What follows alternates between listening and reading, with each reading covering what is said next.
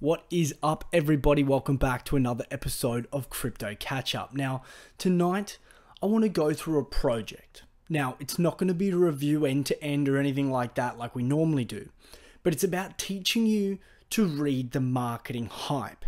Now, the marketing hype, whether the actual claims be true or not, still plays a role in whether or not it's actually worthwhile investing, because what we're getting to the point, and this inflection point that we're getting to, is where, well, there's multiple of these kind of projects around. Which one's the best one for you possibly to invest in, or which one's actually going to add value to you as a consumer of what could be a utility token, so something you can actually utilize on the platform. So let's take a look at it.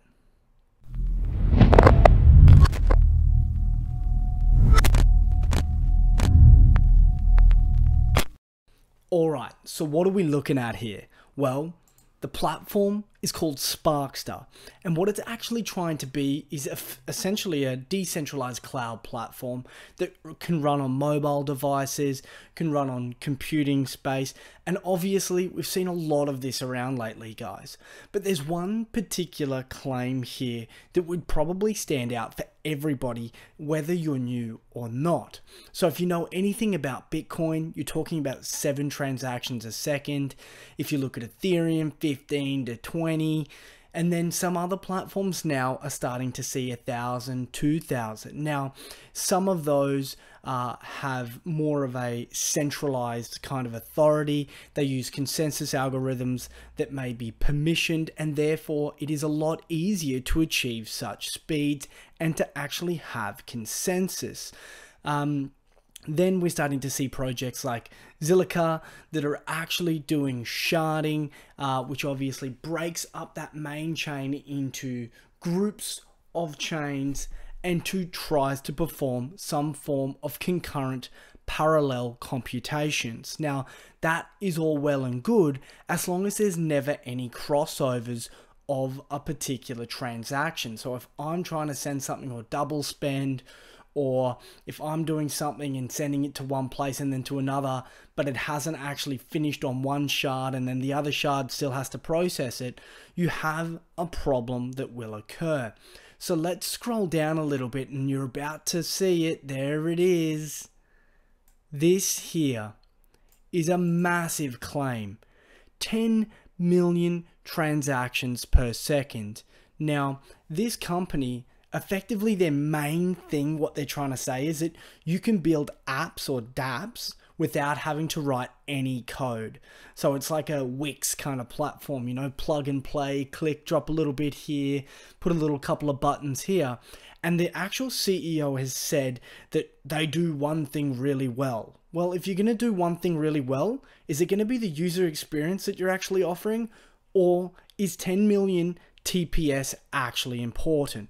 And that's what I want to get into, breaking down the hype. So how do they say they're going to achieve 10 million TPS? Well, just like the sharding components of Zilliqa or any other platform that's utilizing such methods, that's what this intends to do.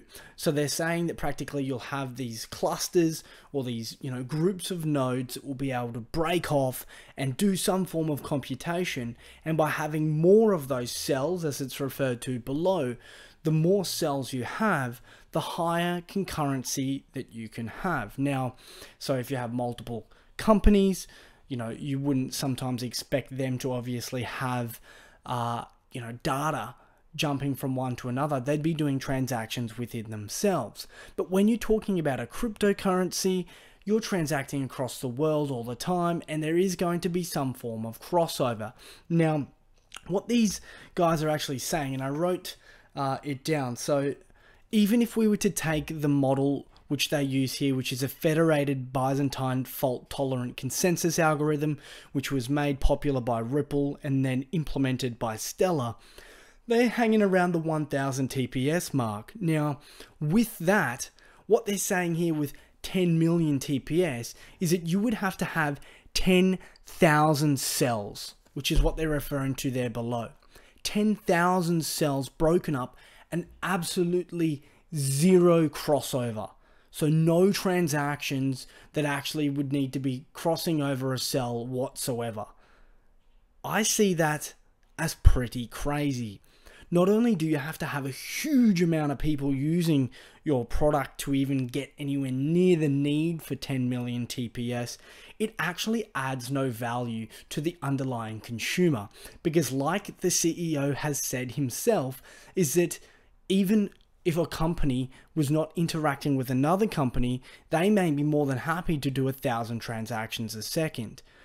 Considering Visa as a maximum throughput hangs around, that 50, 60,000 TPS, but actually only transacts worldwide with everybody on their network on average around that 7,000 mark, to use marketing like this is actually, incorrect.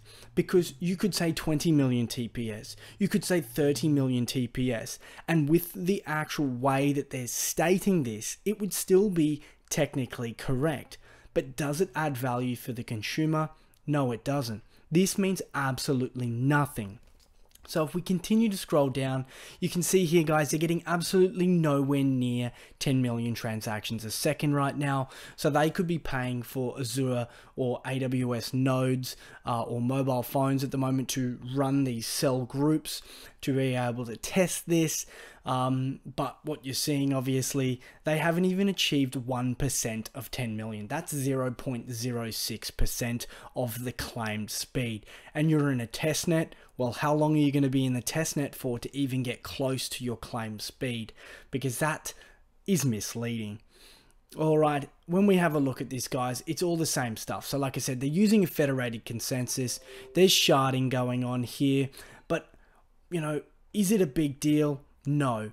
What they're doing here, great novel little idea. There's heaps of platforms like this out there in the actual corporate world to be able to build applications. Like SAP uses one called Business Rules Framework, or BRF. They use it, Wix, to build websites, WordPress. It's doing exactly what this is doing. The difference is that it's meant to be some form of dApp. So really, what are you trying to offer the consumer? Are you trying to offer a good user experience, or are you trying to sucker them in with 10 million TPS? I'm going to go with the latter.